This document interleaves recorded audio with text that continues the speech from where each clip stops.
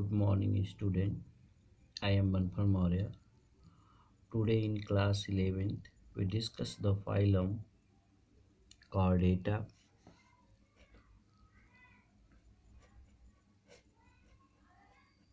Phylum Chordata.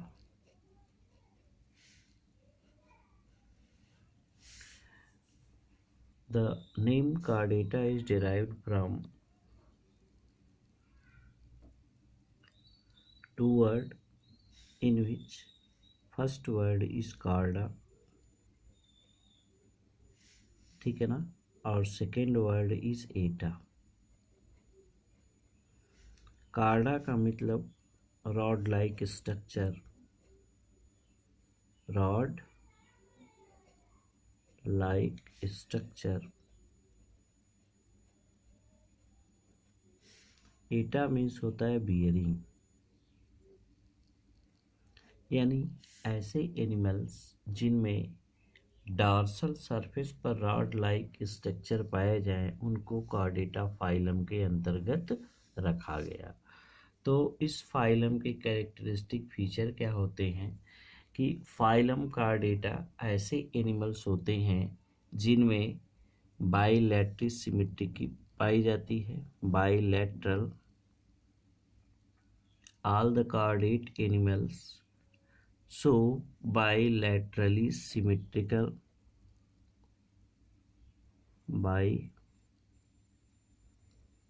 bilaterally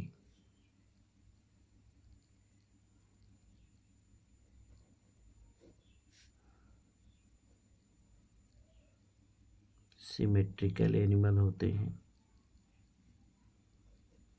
दूसरी बात ये है ट्रिप्लोब्लास्टिक होते हैं। ये एनिमल्स कैसे होते हैं? ट्रिप्लोब्लास्टिक।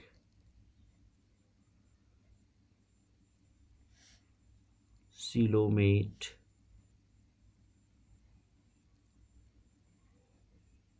और क्या होते हैं? सिलोमेट। इनमें ऑर्गन सिस्टम लेवल का बॉडी ऑर्गेनाइजेशन पाया जाता है। Organ system level of body organisation.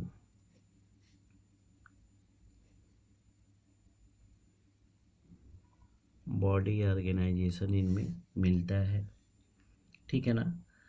And हमें कह सकते हैं the animals belonging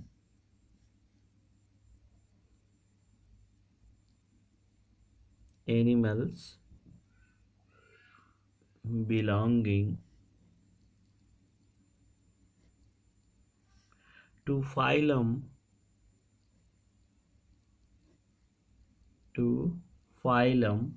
Chordata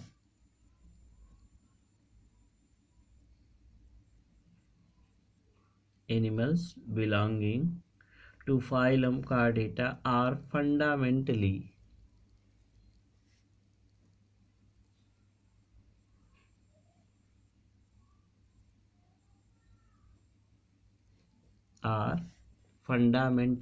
characterized by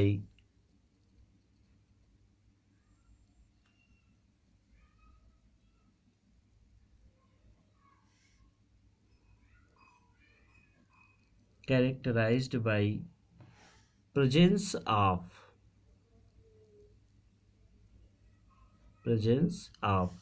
यानी हमें कह सकते हैं कि जो फाइलम कॉर्डेटा है वो कैरेक्टराइज होता है किसके प्रेजेंसिप में। इनका सबसे मेन कैरेक्टरिस्टिक फीचर ये होता है फाइलम कॉर्डेटा का कि इसमें ये नोटोकार्ड प्रेजेंट होता है। Notochord present. नोटोकार्ड क्या होता है, ठीक है ना। ये एक सॉलिड, इट इज सॉलिड, ये सॉलिड पार्ट होता है जो डॉर्सल साइड पर पाया जाता है। कहाँ पर पाया जाता है? डॉर्सल साइड पर। हर कॉर्डेट एनिमल्स के डॉर्सल साइड पर एक रॉड लाइक स्ट्रक्चर पाया जाता है, ठीक है ना। और ये रॉड लाइक स्ट्रक्चर बाद में टर्जाइड सेल्स के द्वारा कवर किए जाते हैं और इन्हीं को कहा गया नोटोकार्ड। तो जितने भी कार्डेट्स के एनिमल हैं उनमें लाइफ के किसी भी स्टेज में 3 कैरेक्टर का होना आवश्यक होता है। एक होता है नोटोकार्ड, ठीक है, और दूसरा होता है डार्सल हालो नर्व कार्ड, ये इसका मेन कैरेक्टरिस्टिक फीचर है। दूसरा होता है एडार्सल हालो नर्व कार्ड, हालो मीन्स खाली, नर्व कार्ड इसको कहते हैं, डार्सल हालो नर्व कार्ड, नर्व कार्ड। तीसरा होता है pharyngeal Gill slit,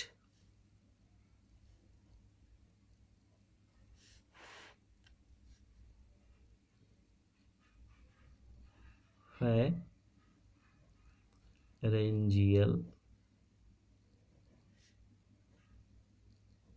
gills slit. तो क्या हो गया, नोटोकार्ड, डार्सल हालो नर्व कार्ड और फेरेंजियल गिल स्लिट, ये तीनों कैरेक्टरिस्टिक फीचर क्या होते हैं, किसी भी कार्डेट में पाए जाते हैं। यानी जो एनिमल्स इन तीनों कैरेक्टरिस्टिक फीचर को अपने लाइफ के किसी भी स्टेज में from embryonic stage to death species तक, यानी यहाँ हम कह सकते हैं कि एम्ब्रियोनिक अवस्था से भ्रूणावस्था से लेकर अपने डेथ अवस्था तक के किसी भी पीरियड में अगर ये तीनों कैरेक्टरिस्टिक फीचर एराइज होते हैं तो वो क्या कहलाते हैं कि कार्डेटा के एनिमल्स कहलाते हैं। अब हम डिस्कस करेंगे नोटोकॉर्ड क्या होता है। नोटोकॉर्ड एक सॉलिड अनजॉइंटेड रॉड होता है जो एक टर्जाइड सेल्स के द्वारा बनाया जाता है। किसके द्वारा? A solid unjointed rod made up of vacuolated turgid cells, ठीक है ना। और ये बॉडी के डॉर्सल साइड पर पाया जाता है, डॉर्सल साइड पर पाया जाता है, ठीक है ना। और it act as primary axial skeleton, और ये किसका है, ये एक्ट कैसे करता है, ऐसे जैसे कि कोई प्राइमरी स्केलेटन हो।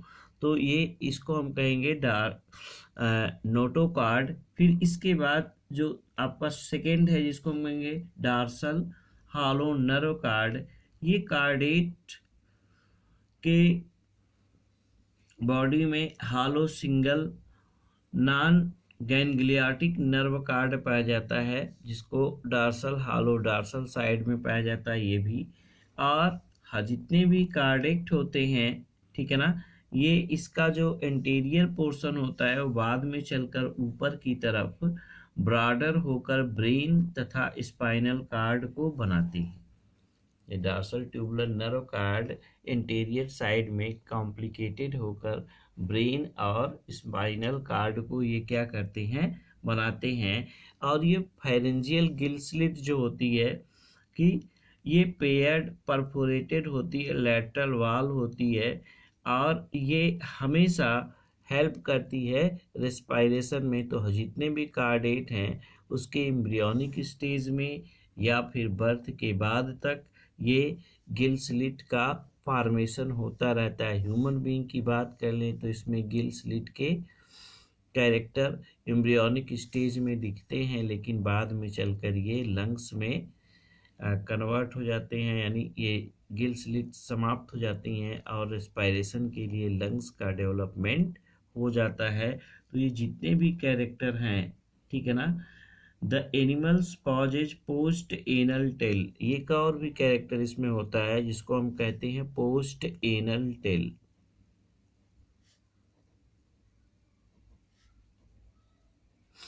जिन एनिमल्स में पोस्ट एनल टेल पाई जाती है वो भी कार्डेट कहलाते हैं। And close circulatory system. और जितने भी कार्डेट होते हैं लगभग सब में कैसा होता है, सर्कुलेशन क्लोज टाइप का होता है। कैसा होता है, क्लोज टाइप सर्कुलेशन इनमें पाया जाता है।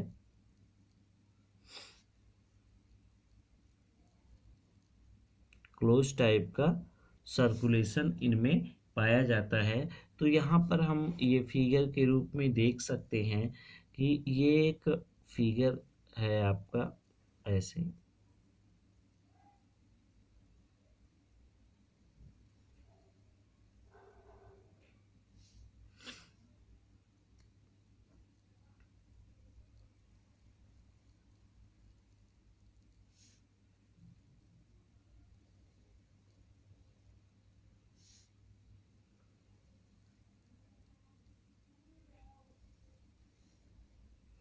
इस फिगर में ये जो ऊपर वाला पोर्शन है इसको हम नोटोकार्ड बोलेंगे। नोटोकार्ड।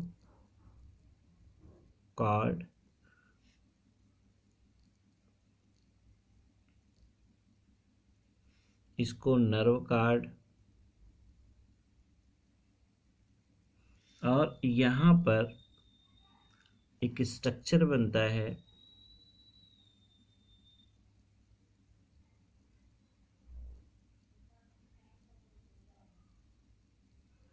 जिसको हम फेरेंजियल गिल स्लिट कहते हैं।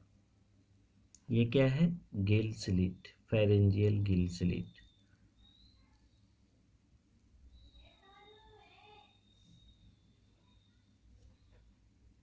इसको गिल स्लिट कहते हैं। तो गिल स्लिट, नर्व कार्ड और नोटो कार्ड, ये स्ट्रक्चर जिस एनिमल्स में प्रेजेंट होते हैं वो क्या कहलाते हैं कि कार्डेट कहलाते हैं। और ये जो पोर्शन होता है इसको, ये वाला पोर्शन जो यहाँ से यहाँ तक होता है इसको हम पोस्ट एनल टेल कहते हैं। Post anal tell. तो ये कैरेक्टर जो है जिन भी एनिमल्स में पाए जाते हैं उनको हम कार्डेट्स के एनिमल्स कहते हैं।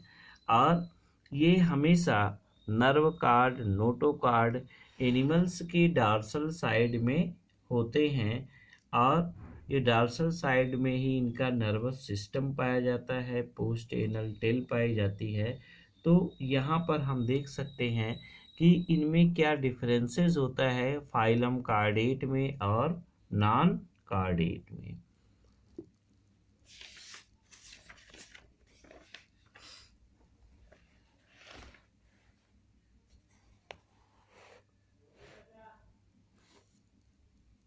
तरफ हम चलते हैं, ठीक है ना। तो अब कार्डेट फाइलम को क्लासिफाई किया गया।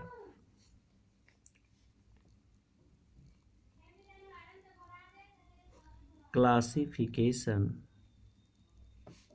ऑफ कार्डेट। कार्डेट को क्या किया गया, क्लासिफाई किया गया। कार्डेट को जब क्लासिफाई किया गया तो इसको 2 ग्रुप्स में डिवाइड किया गया। कितने ग्रुप्स में, 2 ग्रुप्स में डिवाइड किया गया on the basis of cranium. On the basis of cranium. Cranium के आधार पर जो कॉर्डेट्स के एनिमल्स होते हैं उनको 2 ग्रुप में डिवाइड किया गया। यानी जिन एनिमल्स में क्रेनियम कैविटी बनती है उनको कार्डेट कहा गया, और जिन में क्रेनियम कैविटी क्या होती है, नहीं बनती है, उसको क्रेनिएटा कहा गया। On the basis of cranium. Cranium का मतलब होता है कि जो स्कल के चारों तरफ ब्रेन के हेड के पोर्शन में जो बोन्स पाई जाती है जिसको स्कल बोन कहते हैं, उसकी फॉर्मेशन के आधार पर इनको 2 भागों में डिवाइड किया गया। तो जिनमें क्रैनियम कैविटी पाई जाती है, ब्रेन में क्रैनियम कैविटी के प्रेजेंस और एब्सेंस के आधार पे पूरे कार्डेट एनिमल्स को दो ग्रुप में डिवाइड किया गया। और ये दो ग्रुप कौन कौन से कहलाए? एक को कहा गया क्रैनिएटा,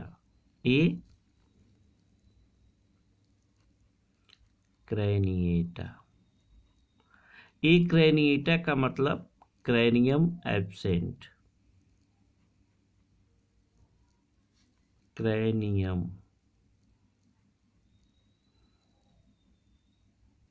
कैविटी। तो जिनमें क्रैनियम कैविटी एब्सेंट होती थी उनको क्रैनिएटा कहा गया, और जिनमें क्रैनियम कैविटी प्रेजेंट होती थी उनको क्रैनिएटा कहा गया, क्रैनिएटा। उनको क्या कहा गया? क्रैनिएटा एनिमल्स कहा गया। ठीक है ना। इनमें ब्रेन क्या होता था? एब्सेंट। इनमें क्या होता था? ब्रेन एब्सेंट होता था, क्योंकि क्रैनियम कैविटी नहीं होती थी। ठीक है ना। या हम उसको क्रैनियम को ब्रेन ही कहते हैं। और इनमें क्या होता है कि प्रेजेंट होता है क्रैनियम, या हम ब्रेन कह सकते हैं, ये प्रेजेंट होता है। ठीक है। अब यहाँ पे ध्यान दीजिएगा कि जिनमें क्रैनियम एब्सेंट होता है उनको दो आधार में या दो ग्रुप में डिवाइड किया गया। ठीक है। सबसे बड़ी बात कि जिनमें क्रैनियम, ये केवल मैरीन होते हैं। ये क्या होते हैं? केवल मैरीन। यहाँ पे हम लिख सकते हैं एक्सक्लूसिवली। ये क्या होते हैं? एक्सक्लूसिवली मैरीन एनिमल्स होते हैं। कैसे होते हैं? एक्सक्लूसिवली केवल मैरीन ही होते हैं। ठीक है ना। और इनको प्रायः प्रोटोकार्डेटा के नाम से जानते हैं। इनको हम प्रायः क्या जानते हैं? कि इनमें एक्सक्लूसिवली मैरीन होते हैं। दूसरी बात कि जो क्रैनिएटा एनिमल्स होते हैं ब्रेन एब्सेंट होता है, एक्सक्लूसिवली मैरीन होते हैं। और फिर इसके बाद इनमें अपेंडेज एब्सेंट होते हैं। अपेंडेज, या हम कह सकते हैं pair appendage, pair appendage absent होते हैं। ठीक है। तो इसमें क्या होते हैं? ये क्या हो सकते हैं? इसमें पेयर अपेंडेज क्या होते हैं? एब्सेंट होते हैं। और इसकी बात हम करें तो इसमें इपिडर्मिस मल्टी लेयर्ड होती है। मैरीन भी हो सकते हैं, फ्रेश वाटर भी हो सकते हैं, टेरेस्ट्रियल भी हो सकते हैं। ये मैरीन भी होते हैं, मैरीन, फ्रेश वाटर और टेरेस्ट्रियल।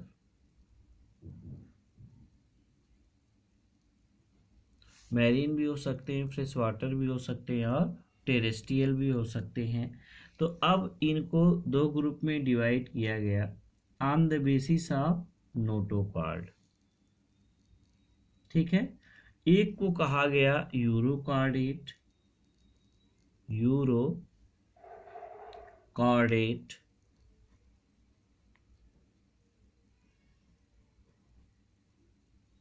इसको कहा गया यूरोकॉर्डेट। और दूसरे को कहा गया सिफेलोकॉर्डेट, सिफेलोकॉर्डेट। तो कार्डेट को सबसे पहले दो ग्रुप में डिवाइड किया गया। किसके आधार पर? क्रैनियम कैविटी के या ब्रेन के आधार पर। ठीक है ना।